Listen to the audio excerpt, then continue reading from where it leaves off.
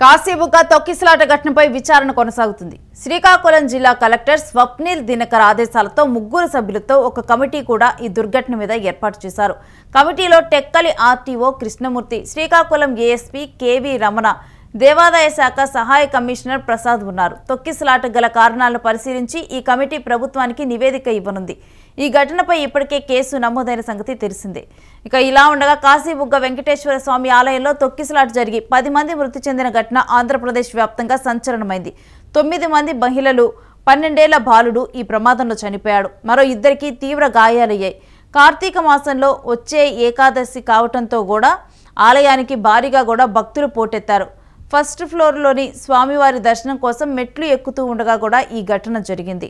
ఇక భక్తుల రద్దీతో మెట్లు రైలింగ్ ఊడిపడింది.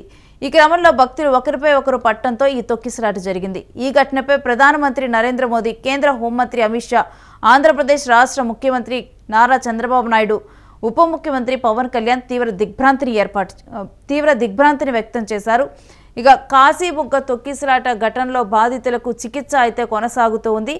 అయితే ఏదైతే ఈ మెట్లు ఎక్కే మార్గం ఉందో ఆ మెట్లు ఎక్కే మార్గం అంటే ఒక సన్నగా ఇరుకుగా ఉండటంతో కూడా ఆ ఎక్కే ప్రాంతంలో కూడా ఉద్రిక్తత ఏర్పడింది. కరెక్ట్గా కూడా 11:45 సమయంలో కూడా ఉద్రిక్త వాతావరణంలో కూడా ఈ ఘటన జరిగింది.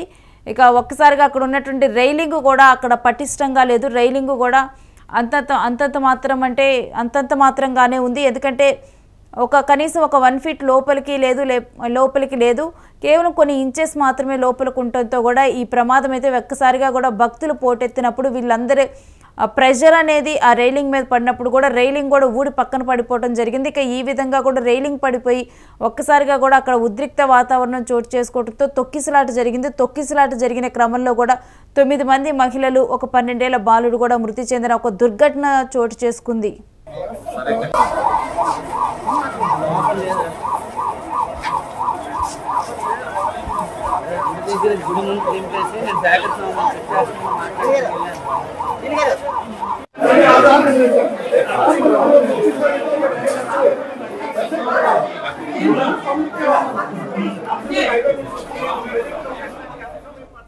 ఇక ఇందులో ఎవరైతే చనిపోయారో వారి పేర్లు కూడా బయటకు రావటం జరిగింది. Yeduru Chinnammi, wife of late Ganapati, తన భర్త కూడా లేరు. ఏడూరు చిన్నమ్మి ఒక 50 సంవత్సరాల ఒక మహిళ చనిపోయింది. తను టెక్కలి మండలం రామేశ్వరం గ్రామానికి చెందిన మహిళ. ఇక రాపాక విజయ, ఆమె వైఫ్ ఆఫ్ చిన్నారావు భార్య రాపాక విజయ, 48 ఏళ్ల వయసు ఉన్న మహిళ. తను చనిపోవటం జరిగింది. తను టెక్కలి మండలంలోని పిట్టలసరి గ్రామం నుంచి కూడా స్వామివారి దర్శనం కోసం వచ్చింది. ఇక మరో 60 ఏళ్ల వ్యక్తి మురిపింటి నీలమ్మ, ఇంకో మహిళ చనిపోయింది. తను వజ్రపు కొట్టూరు మండలం నుంచి రావటం జరిగింది.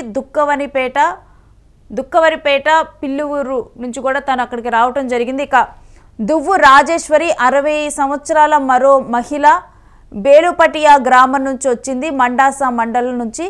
ఇక చిన్ని యశోదమ్మ, ఆమె 56 సంవత్సరాల మహిళ, శివరామపురం గ్రామం నుంచి, నందిగాం మండలం నుంచి శివరామపురం అనే గ్రామం నుంచి కూడా స్వామివారి దర్శనం కోసం వచ్చి కూడా తను అక్కడ ప్రాణాలు కోల్పోయింది. ఇక రూప అనే మరో మహిళ గుడ్డిభద్ర అనే గ్రామం నుంచి, మండసా మండలంలోని గుడ్డిభద్ర గ్రామం నుంచి తను స్వామివారి దర్శనానికి వచ్చి కూడా ఈ దుర్ఘటనలో ప్రాణాలు కోల్పోయింది.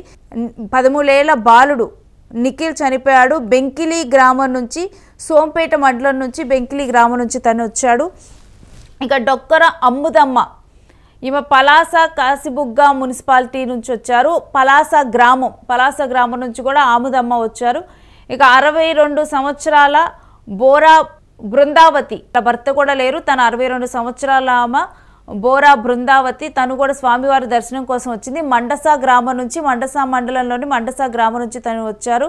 ఇక ఈ విధంగా కూడా దీంట్లో చనిపోయినటువంటి వాళ్ళ పేర్లు కూడా బయటకు వచ్చాయి. ఎవరైతే దీంట్లో కూడా మొత్తం కూడా 10 మంది చనిపోయారు. దీంట్లో ఒక బాలుడు కూడా ఉండటం జరిగింది. ఇక ఈ విధంగా కూడా వీళ్ళందరూ కూడా ఇప్పుడు ఎవరెవరు చనిపోయారన్న వివరాలు కూడా ఇప్పుడు బయటకు వచ్చాయి. కార్తీక మాసం కావడంతో, అందులో కూడా ఏకాదశి కావడంతో కూడా ఎక్కువగా కూడా భక్తులు పోటెత్తారు. 5,000 మంది కెపాసిటీ ఉన్నటువంటి గుడిలోకి ఈ విధంగా 25,000 మంది వరకు కూడా భక్తులు రావటము, దాంతో కూడా ఇక ఉద్రిక్త పరిస్థితి, అక్కడ వెళ్ళే ఎంట్రీ మార్గం చిన్నగా ఉండటంతో కూడా అక్కడ ఒకరినొకరు నెట్టుకోవటం, దీనివల్ల కూడా ఈ దుర్ఘటన జరిగినట్లుగా కూడా గుర్తించారు.